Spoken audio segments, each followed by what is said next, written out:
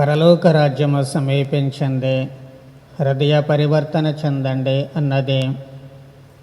ఇటు ప్రభువు దారిని తయారు చేయడానికి వచ్చిన బాప్తిస్త యోహాను గారి ప్రథమ సందేశము అదే. మనిషి సహజ బలహీనుడై ఉన్నప్పుడు అనేక పొరపాట్లు చేస్తూ ఉంటాడు, అనేక పాపాలకు నిలయమవుతూ ఉంటాడు. కానీ దైవానుగ్రహము ఎప్పటికప్పుడు మనిషిని వెంటాడుతూ ఉంటుంది. మనిషి ఏ సందర్భంలోనైనా సరే ఆ దైవానుగ్రహాన్ని గుర్తించి దాన్ని సద్వినియోగపరుచుకున్నప్పుడు మహనీయుడవుతాడు. ఇదే ఈనాటి పునీత అగుస్తీను వారి జీవితంలో మనం స్పష్టంగా చూస్తూ ఉన్నాము. ప్రభువు చెప్పినట్లుగా పాపము నశించాలి కానీ పాపాత్ముడు కాదు. అందుకే పునీత అగుస్తీను వారు కూడా ఆ మాటలను తన మాటలుగా చేసుకుంటూ ఉన్నారు, జీవితంలో ఆచరించారు. పొరపాట్లు చేసిన తప్పులను చంపివేయాలి, తప్పు చేసిన వారిని మాత్రము కాదు. ఎందుకు అంటే దేవుడే తన తప్పులను మన్నించి తనకు జీవం పోస్తూ ఉన్నారు. తనను నాశనం చేయలేదు కానీ తన తప్పులను మాత్రము నాశనము చేశారు. ఉన్నతమైనటువంటి స్థాయికి ఆయనను తీసుకుని వస్తూ ఉన్నారు. అందుకే ఆయన కూడా అదే సూత్రాన్ని పాటిస్తూ ఉన్నారు. వాస్తవానికి పునీత అగుస్తీను వారి జీవితము లేక బాల్యము అంత ఘనమైనటువంటిది కాదు. నిన్ననే మనము ఆయన తల్లి పునీత మోనికమ్మ గారిని జ్ఞాపకం చేసుకున్నప్పుడు ఆయన జీవితము ఎలా ఉంది అనేది ధ్యానం చేశాము.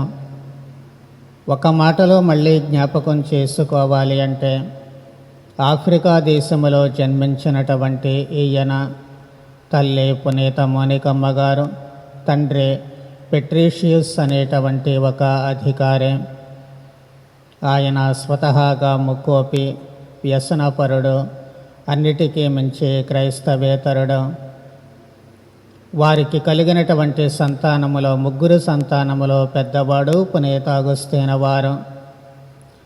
కార్తేజీలో విద్యాభ్యాసము జరిగినటువంటి సమయంలో ఆయన మత క్రైస్తవ విరోధ సిద్ధాంతము చేత ప్రభావితమవుతూ ఉన్నాడు. అదేమిటి అంటే సాతాను, దేవుడు ఇద్దరూ కూడా నిత్యులు, వాళ్ళిద్దరూ కూడా సరి సమానులు అన్నటువంటి సిద్ధాంతము ఆ రోజుల్లో బాగా ప్రాచుర్యములో ఉంది. ఆ సిద్ధాంతానికి ప్రభావితుడైన పునీత అగుస్తీను వారు తన యవ్వన ప్రాయమంతా కూడా అనేకమైన వ్యసనాలతో కాలము గడుపుతూ ఉన్నారు. ఆ సందర్భంలోనే ఒక యువతితో పరిచయం కావడము, ఆమెతో దాదాపు 15 ఏళ్ల పాటు ఆయన సహజీవనం చేయటము, ఒక కొడుకు కూడా పుట్టడం జరుగుతూ ఉంది. ఈ నేపథ్యంలోనే తల్లి తన కోసము పడేటువంటి తపన, తల్లి పోరు ఒకవేళ పడలేక ఆయన అక్కడి నుంచి రోము నగరానికి వెళ్ళిపోవాలనుకున్నారు. అందుకే అక్కడ బోధకుడిగా వెళ్ళాలి అనుకున్నప్పుడు తల్లి కూడా తను వస్తానని పట్టుబడుతుంది. కానీ అమ్మను మోసం చేసి ఒంటరిగా ఆయన రోము నగరానికి వెళుతూ ఉన్నారు. అక్కడికి వెళ్ళినా తన తల్లి తనను వదిలిపెట్టలేదు. ఎలా వచ్చిందో ఏమో తెలియదు కానీ మళ్ళీ రోము నగరానికి వచ్చింది. అది గ్రహించిన పునీత అగుస్తీను వారు అక్కడ నుంచి మళ్ళీ మిలాను నగరానికి జంపై అధ్యాపకుడిగా అక్కడ పనిచేస్తూ ఉన్నారు. కానీ తల్లి తన నీడన్న విషయాన్ని మరచిపోయారు. ఆమె అక్కడ నుంచి మిలానుకు వస్తూ ఉంటుంది. పునీత ఆంబ్రోస్ బిషప్ గారికి కలుసుకొని ఆమె తన కుమారుని గురించి వివరిస్తూ ఉంటుంది. ఆ పరిచయంలోనే ఆంబ్రోస్ బిషప్ గారి కృషి ఫలితముగానే పునీత అగుస్తీను వారు చివరకు యేసుక్రీస్తు ద్వారా మాత్రమే సత్యానికి, శాశ్వత రక్షణకు మార్గాన్ని కనుగొనవచ్చు అని గ్రహిస్తూ ఉన్నారు. ఎప్పుడైతే ఈ జ్ఞానోదయం కలుగుతూ ఉంటుందో అప్పుడు మాత్రమే ఆయన మనస్సు ప్రశాంతత కలుగుతూ ఉంటుంది. అప్పటి వరకు తాను ఇహలోకపు ఎన్ని ఆనందాలతో మునిగి తేలుతూ ఉన్న సరి అయినటువంటి ప్రశాంతత లేకుండా పోతుంది. ఒకసారి సత్యాన్ని కనుగొన్న తర్వాత ఆయన మనస్సు నెమ్మదిస్తూ ఉంటుంది. అప్పటి నుంచి కూడా ఆయన పుణ్య జీవితం జీవించడం ప్రారంభిస్తూ ఉన్నారు. కానీ కొద్ది సమయంలోనే తన తల్లి తరువాత తన కుమారుడు మరణించడంతో ఆయన అక్కడ ఉండలేకపోయారు. అందుకే తిరిగి తన స్వస్థలమైనటువంటి ఒగాస్తేకు తిరిగి వచ్చారు. అక్కడికి వచ్చిన తర్వాత తనతో పాటు ఉన్నటువంటి కొద్ది మంది అనుచరులను తీసుకొని ఒక ఆశ్రమాన్ని కూడా స్థాపిస్తూ ఉన్నారు.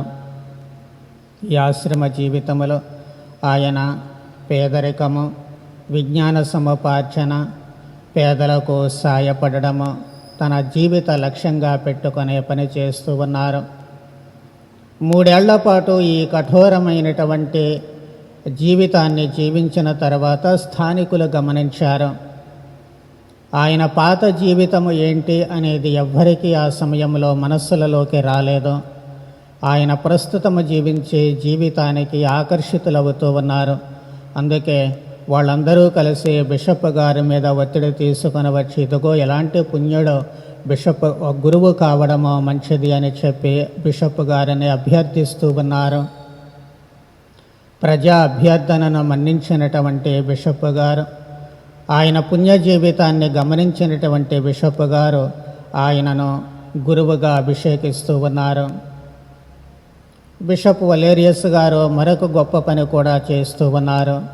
ఏమిటి అంటే, ఆ రోజులో ఎప్పటిలాగా ఎవడబడితే వాళ్ళు బైబిల్ తీసుకొని ప్రసంగాలు చెప్పడానికి కుదరదు.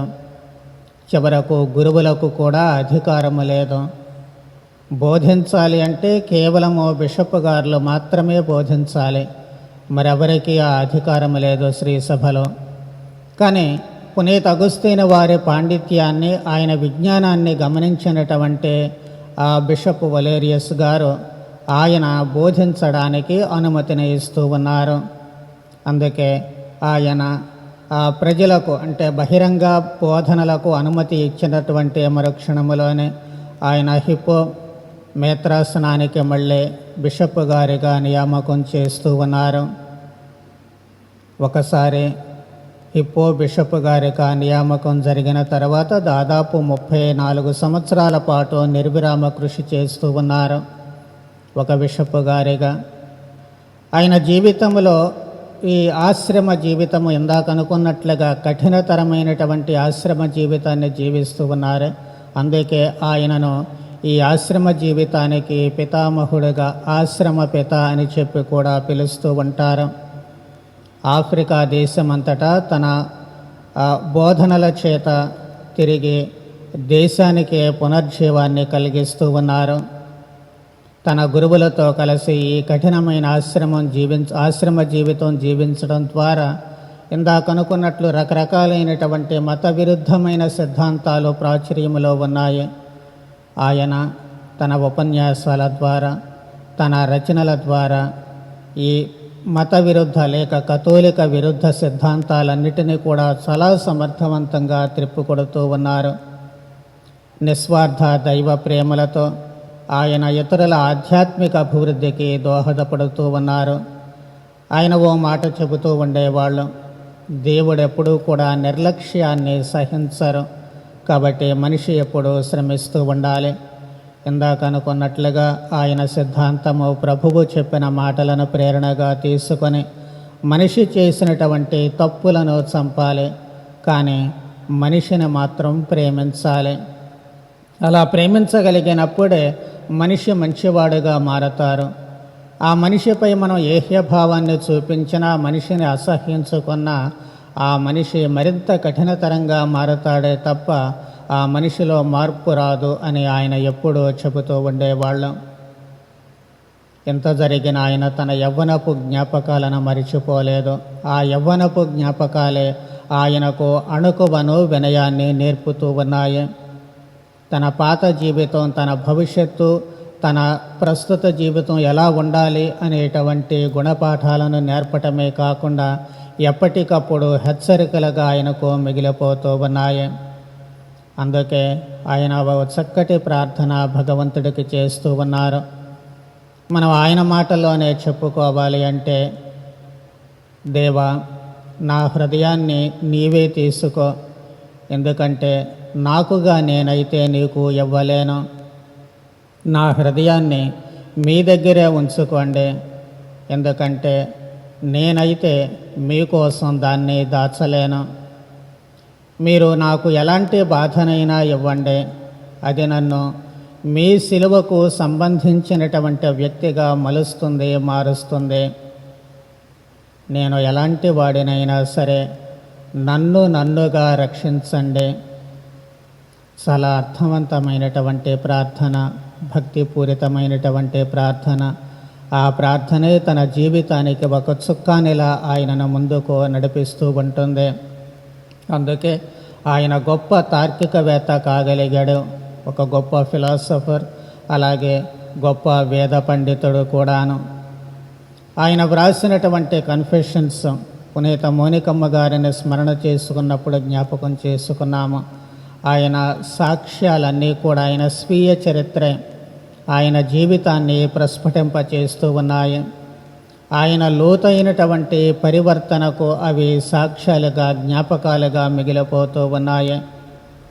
ఆయన వ్రాసినటువంటి అణిముత్యాలైనటువంటి కొన్ని పుస్తకాలు చూస్తే, మొదటిది సిటీ ఆఫ్ గాడ్, అంటే దేవుని పట్టణము అనేటువంటి పుస్తకము. చరిత్రలో సృష్టికర్త చేసినటువంటి పని ఏమిటి అనేది చాలా విపులంగా చెబుతూ ఉంటుంది. ఈయన జ్వరము బాధితుడై చివరకు మరణిస్తూ ఉన్నారు. ఈయన జీవిత చరిత్రను మనం జ్ఞాపకం చేసుకున్నప్పుడు, మననం చేసుకున్నప్పుడు మనకు నేర్పేటువంటి పాఠాలు, మొట్టమొదటిది తల్లిదండ్రుల బాధ్యత. తల్లిదండ్రుల బాధ్యత. ఆయన తన యవ్వన ప్రాయమంతా వ్యసనాలకు బానిసయ్యాడు అంటే కేవలము తండ్రి కారణము. పసితనము నుంచి తన తండ్రిని చూస్తూ, తండ్రి వ్యసనపరుడు కాబట్టి అవే లక్షణాలు పుణికి పుచ్చుకుంటూ ఉన్నాడు. మరి తల్లి మంచిది కదా, తండ్రి లక్షణాలే ఎందుకు వచ్చాయి అంటే, అన్నిసార్లు మనం దానికి కారణాలు చెప్పలేము. కొన్నిసార్లు తల్లి మంచి లక్షణాలు పుణికి పుచ్చుకొని మంచివాళ్ళు అయ్యేవాళ్ళు ఉంటారు, తండ్రి లక్షణాలు పుణికి పుచ్చుకొని చెడ్డవాళ్ళు అయ్యేవాళ్ళు ఉంటారు. అందుకు తార్కాణం ఏయనే. కాబట్టి తల్లి తండ్రి ఇద్దరూ కూడా సక్రమంగా ఉన్నప్పుడు మాత్రమే, ఇద్దరూ మంచి మార్గంలో ఉన్నప్పుడు మాత్రమే పిల్లలు మంచివాళ్ళుగా పెరగడానికి అవకాశం కలుగుతూ ఉంటుంది. కాబట్టి ఈయన జీవితము ఒక తండ్రికి ఒక హెచ్చరికగా మిగులుతూ ఉంటుంది. ప్రతి తండ్రి కూడా తన పిల్లల భవిష్యత్తు కోసం ఖచ్చితంగా మంచిగా జీవించాలి అన్నటువంటిదే. అందుకే వివాహాలు జరిపేటువంటి సమయంలో వారిని ముందుగా ప్రశ్నించేటప్పుడు ఎప్పుడూ ఒక మాట అడుగుతూ ఉంటాను, మీరెందుకు జీవిస్తారు, ఎవరి కోసం జీవిస్తారు? భార్య చెబుతుంది భర్త కోసమని, భర్త చెబుతాడు భార్య కోసమని. కొద్ది కాలం తర్వాత ఎవరి కోసం బ్రతుకుతారు అంటే, మా కోసమే బ్రతుకుతాము అంటారు. కానీ వాస్తవం అది కాదు. వాళ్లకు మాట చెబుతూ ఉంటాను, మీరిద్దరూ పిల్లలు పుట్టేంత వరకు ఒకరి కోసం ఒకరు బ్రతుకుతారు, కానీ పిల్లలు పుట్టిన తర్వాత ఇద్దరూ కూడా పిల్లల కోసమే బ్రతకాలి. అలా బ్రతకగలిగితేనే కుటుంబ విలువలు కాపాడగలిగినటువంటి వాళ్ళు అవుతారు, పవిత్ర కుటుంబంగా తీర్చిదిద్దగలుగుతారని చెబుతూ ఉంటాను. మనకు నేర్పేటువంటి పాఠము ఇది, జీవిత చరిత్రే. కాబట్టి తల్లి తండ్రి ఇద్దరూ మంచిగా ఉన్నప్పుడు మాత్రమే ఆ బిడ్డల జీవితాలు సక్రమంగా ఉంటాయి అనేటువంటి ఒక హెచ్చరికను ప్రతి తండ్రికి కూడా ఈ జీవితము తెలియచేస్తూ ఉంటుంది. అలాగే తల్లి కన్నీటితో చేసినటువంటి ప్రార్థన ఏది కూడా వృధా పోదు. కానీ కేవలము ప్రార్థన ఒకటే సరిపోతుందా అంటే కాదు. మోనికమ్మ గారు గదిలో కూర్చొని ప్రార్థన చేసుకుంటూ, దేవాలయానికి వెళ్ళి ప్రార్థన చేసుకుంటూ, నా భర్త, నా కుమారుడు మారు మనసు పొందాలి అని మాత్రమే ప్రార్థన చెయ్యాల. ఆమె క్రియలు కూడా చేసింది. తన ప్రయత్నాన్ని ఎప్పుడూ విరమించుకోలేదు. తన వంతుగా తాను చెబుతూనే ఉంటుంది. ఆ తర్వాత తన మాట వినరు అని తెలుసు, అయినా ప్రయత్నాన్ని విరమించుకోకుండా తమ గ్రామానికి వచ్చినటువంటి బిషప్ గారిని అర్థిస్తూ ఉంటుంది. ఆయన చెప్పి చూసిన ఫలితము లేదు. బిషప్ గారే చెప్పినప్పుడు వీళ్ళు మారలేదు, ఇంకేం చేస్తాములే, నా కర్మ ఇంతే అని ఆమె మూలో కూర్చోలేదు. తన నుంచే పారిపోయినటువంటి కొడుకును వెతుక్కుంటూ మళ్ళీ రోము నగరానికి వెళ్ళింది, చివరకు మిలాను నగరానికి వెళ్ళింది. అక్కడ తాను చేయగలిగింది ఏమైనా ఉంటుందా అంటే ఆ క్షణములో నిజంగా ఏమీ ఉండదు. పరాయి దేశం, అక్కడికి వెళ్ళి దానం చేస్తుంది, భాష కూడా రాదు. మరి అలాంటి పరిస్థితిలో అక్కడ పరిస్థితులు తెలియదు, భాష రాదు, చేతిలో చిల్లుగవ్వలేదు. ఇలాంటి పరిస్థితులు అక్కడికి వెళ్ళి తాను చేయగలిగింది ఏమిటి? ఏమీ లేదు. అయినప్పటికీ కూడా తనలో ఉండేటువంటి దైవభక్తి, ఆశ, తన కుమారుణ్ణి ఏ విధంగానైనా సరే మార్చాలి అన్నటువంటి ఆ స్థిర పట్టుదల ఉంది. అది ఆమెను ముందుకు వెళ్ళేటట్లు చేస్తూ ఉంటుంది. తన కుమారుణ్ణి వదిలిపెట్టలేదు, అక్కడికి వెళ్ళింది. అక్కడికి వెళ్ళిన తర్వాత కూడా తాను ప్రార్థన చేసుకుంటూ దేవుడా అని చెప్పి కూర్చోలేదు, ప్రార్థన వదిలివేయలేదు. ఆమెలో ఉన్నటువంటి నమ్మకము, ఆ ప్రార్థన ఏదో ఒక దారి చూపిస్తూ ఉంటుంది, ఆ ప్రార్థన ఏదో ఒక అద్భుతం చేస్తూ ఉంటుంది. అద్భుతం జరిగింది. ఎలా జరిగింది? ఆమె తిరిగి పునీత అంబ్రోసు వారిని కలుసుకోవడం, ఆయనతో పరిచయము, ఆయన ద్వారా పునీత అగస్తీను వారు మారు మనసు పొందడం. కాబట్టి ఆమె ప్రయత్నం కుమారుడు మారేంత వరకు కూడా ఒకవైపు ప్రార్థన, రెండో వైపు ప్రయత్నం, ఇవి రెండూ ఉండాలి. ఇవే తల్లిదండ్రులకు ఆదర్శము. చాలాసార్లు పిల్లల్ని తీసుకొచ్చి మా మాట వింటలేదండి అని చెప్పంటూ ఉంటారు. వాళ్ళు పెరిగి పెద్దవాళ్ళైన తర్వాత కూడా యవ్వనస్తులతో కూడా వీళ్ళు ఎన్ని చెప్పినా కానీ వినడం లేదండి, మొండిగా తయారవుతున్నారు. ఎప్పటికప్పుడు వీళ్ళు ఏమైపోతారో అర్థం కావడం లేదు, మీరన్నా చెప్పండి అని చెప్పంటూ ఉంటారు. కానీ ఆ ప్రయత్నం అనేటువంటిది కేవలము మనము ప్రార్థన చేస్తే మాత్రమే కాదు, కానీ ఒకవైపు మోనికమ్మ గారి మాతృక ప్రార్థన, బిడ్డలను పసితనములో నుంచి కూడా దైవ ప్రేమలో పెంచాలి, దైవభక్తిలో పెంచాలి. ఆ తర్వాత అప్పటికే వాళ్ళు మరో మార్గంలో ఉన్నట్లయితే రకరకాల ప్రయత్నాలు చేసి వాళ్ళను మంచి దారిలోకి మళ్ళించాలి అనేటువంటిది వీళ్ళ జీవితం మనకు నేర్పుతూ ఉంటుంది. రెండవ ముఖ్యమైనటువంటి అంశము, ప్రతి మనిషిలో బలహీనతలు ఉంటాయి. ప్రారంభంలో అనుకున్నట్లుగా దేవుని యొక్క వరానుగ్రహాలు మనలను వెంటాడుతూ ఉంటాయి. ఎప్పుడూ కూడా మనం కాదు పో అని తోసివేసినా సరే మనలను ఎప్పుడూ కూడా వెంటాడుతూనే ఉంటాయి. ఏదో ఒక సమయంలోనైనా సరే దైవానుగ్రహాలను మనం స్వీకరించగలిగితే మన జీవితం నందనవనంగా మారుతూ ఉంటుంది. అదే పునీత అగస్తీను వారి జీవితం మనకు నేర్పేది. ఆయన చదువు కోసం వెళ్ళినప్పుడు వ్యసనాలకు బానిసయ్యాడు, కానీ దైవానుగ్రహము ఆయనతో పాటు వస్తూ ఉంటుంది తన తల్లి అనేటువంటి రూపములో. కానీ దాన్ని త్రోసిపుచ్చాడు, తిరస్కరించాడు. తర్వాత అంతటితో దైవానుగ్రహము ఆగిందా అంటే ఆ దైవ వరప్రసాదం మళ్ళీ ఒక బిషప్ గారి రూపంలో వచ్చింది, అక్కడ త్రోసిపుచ్చాడు, ఆయన మాట వినలేదు. ఈ దైవానుగ్రహము తనతో పాటు వస్తూ ఉంటుంది అని గ్రహించి ఆయన పూర్తిగా దాని నుంచి తనను తాను విముక్తిని చేసుకోవడం కోసం దూరదేశాలకు పారిపోయాడు. దుడుకు చిన్నవాడు ఏ విధముగా తండ్రి దగ్గర నుంచి వెళ్ళిపోతూ ఉన్నాడో ఈయన కూడా వెళ్ళిపోతూ ఉన్నాడు. కానీ అక్కడేమో తండ్రి ఇంట్లోనే కూర్చొని కొడుకు తిరిగి రావడానికి ఎదురు చూచాడు. ఇక్కడ తల్లి కొడుకు తిరిగి రావడానికి ఎదురు చూడలేదు, కానీ కొడుకు వెళ్ళిన చోటకే తాను పోతూ ఉంటుంది. అదే దైవవర ప్రసాదము. అక్కడకు వెళ్ళిన తర్వాత తిరిగి బిషప్ గారి రూపంలో, ఆంబ్రోసు గారి రూపంలో మళ్ళీ దైవానుగ్రహము ఆయన వద్దకు వస్తూ ఉంటుంది. అప్పటికి కానీ ఆయన కళ్ళు తెరవలేదు. ఆ క్షణంలో ఆయన దైవానుగ్రహాన్ని స్వీకరిస్తూ ఉన్నారు. ఒకవేళ ఆ సమయంలో కూడా స్వీకరించలేకపోతే తన జీవితము ఎందుకు పనికి రాకుండా పోయేదే. ఈరోజు మనము ఇంత గొప్ప పునీతుడిని పోగొట్టుకుంటూ ఉండేవాళ్ళం. చెప్పేటువంటి వాళ్ళు ఉన్నప్పుడు వాళ్ళ మాట వినాలి. చాలాసార్లు మనము వినము. ఇక్కడ అగస్తీను వారు మొదట తన తల్లి మాట, మొదటి బిషప్ గారి మాట వినలేదు. కానీ కనీసము ఆ మూడవసారైనా రెండో బిషప్ గారి మాట వింటూ ఉన్నారు. చాలాసార్లు మనం అనుకుంటాం మనకంతా తెలుసు, గొప్పవాళ్ళం, మనకు ఎవరు ఎందుకు చెప్పాలి అనేటువంటిది. ముఖ్యంగా యువత ఈరోజు పరిజ్ఞానము అనేక రకాలైనటువంటి విజ్ఞాన పరిజ్ఞానము బాగా వంటబట్టించుకున్నటువంటి నేపథ్యంలో అహంభావం వస్తూ ఉంటుంది, గర్వం వస్తూ ఉంటుంది. నాకన్నీ తెలుసు, ఎవరు ఎందుకు చెప్పాలి అని.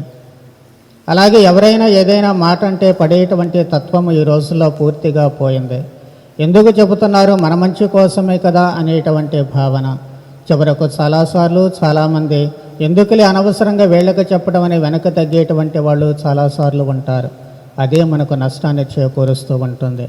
అవతల వాళ్ళు మనపై విసుగు పుట్టేంత వరకు కూడా ఎవరూ ప్రవర్తించకూడదు. వాళ్ళు నేనెందుకు చెప్పాలి అనేటువంటి భావన కలిగేంత వరకు కూడా మనము మూర్ఖంగా ప్రవర్తిస్తూ ఉన్నట్లయితే మన దగ్గరకు వచ్చినటువంటి దైవానుగ్రహాన్ని కాలదన్నుకున్నట్లే అవుతూ ఉంటుంది. అగస్త్యని వారికి అదృష్టవశాత్తు ఇంకో అవకాశం కలిగింది. ఒకవేళ మన జీవితంలో ఇంకో అవకాశం రాకపోతే మన జీవితాలు అంతటితో ఆగిపోతూ ఉంటాయి. కాబట్టి ఈ రకమైనటువంటి మూర్ఖత్వము, నాకెందుకు చెప్పాలి, నీవెవరు నాకు చెప్పడానికి అనేటువంటి మూర్ఖత్వాన్ని వదిలివేసినట్లయితే అవతల వ్యక్తులు ఎప్పుడు కాకపోతే ఇంకోసారికైనా మారతారులని ఓపికతో చెప్పడానికి అవకాశం ఉంటుంది. కానీ కొంత సమయం వస్తే ఆ చెప్పేవాళ్ళు లేకుండా పోతూ ఉంటారు. అలాంటి టైంలో మన జీవితాలు ఎటు పోతాయో, ఏ రకంగా పోతాయో, గాలికి కొట్టుకుపోయేటువంటి గాలిపటములా మారిపోతాయని మాత్రం మర్చిపోకూడదు. అది ఎక్కడ చిక్కుకుంటుందో, ఎక్కడ వాలుతుందో ఎవరికీ తెలియదు. అలాగే మన జీవితాలు. కాబట్టి చెప్పేవాళ్ళు ఉన్నంత వరకు దాన్ని సద్వినియోగం చేసుకుంటే మన జీవితాలు నందనవనం కావడానికి అవకాశం ఉంటుంది. పునీత అగస్త్యని వారంతటి గొప్పవాళ్ళం కాలేకపోవచ్చు. పునీత పౌలు గారికి దేవుడే స్వయంగా, ప్రభువైన యేసుక్రీస్తే స్వయంగా వచ్చి చెప్పారు. కానీ మనకు అలాంటి అవకాశం రాకపోవచ్చు. కానీ అగస్త్యని వాదిరిగా అనేక అవకాశాలు మన చుట్టూ ఉన్నటువంటి వాళ్ళు చెబుతూ ఉంటారు. వాళ్ళ మాటలకు చెవియొగ్గి మన జీవితాలను సక్రమ మార్గంలో పెట్టుకోవడానికి, సరి చేసుకోవడానికి, మంచి విలువైనటువంటి ముత్యాలుగా మలుచుకోవడానికి, మంచి బహుమతులుగా దేవుని కానుకగా ఇవ్వడానికి తయారు చేసుకోవడానికి సిద్ధపడినట్లయితే, ప్రయత్నం చేసినట్లయితే మన వెన్నంటి వస్తూ ఉన్నటువంటి ఈ దైవానుగ్రహము మనలను కూడా పునీతులుగా మారుస్తూ ఉంటుంది. లేకపోతే దైవానుగ్రహము ఉండి కూడా వృధా అయిపోతూ ఉంటుంది. యోధా ఇస్కరియోతుల ఆయనకు దైవానుగ్రహం ఉంది, ఎక్కడికి పోల. చివరకు ప్రభువైన యేసుక్రీస్తు తన శరీర రక్తాలు మిగిలినటువంటి అపోస్తులతో పాటు కూడా ఇచ్చారు. కానీ ఆ అవకాశాలన్నిటినీ కూడా ఆయన చేజేతులా జారవిచ్చుకున్నాడు. చివరకు తన ప్రాణాలే పోగొట్టుకుంటున్నాడు. మన జీవితాలు అలా కాకూడదు. పునీత అగస్త్యని వారిలా పవిత్రం కావాలి, పునీతం కావాలి. కాబట్టి అలాంటి వరానుగ్రహాలు, మనస్తత్వాన్ని మనకు ప్రసాదించమని ఈ పునీతుని ద్వారా ప్రార్థన చేద్దాం. పితా పుత్ర పవిత్ర ఆత్మ నామమున.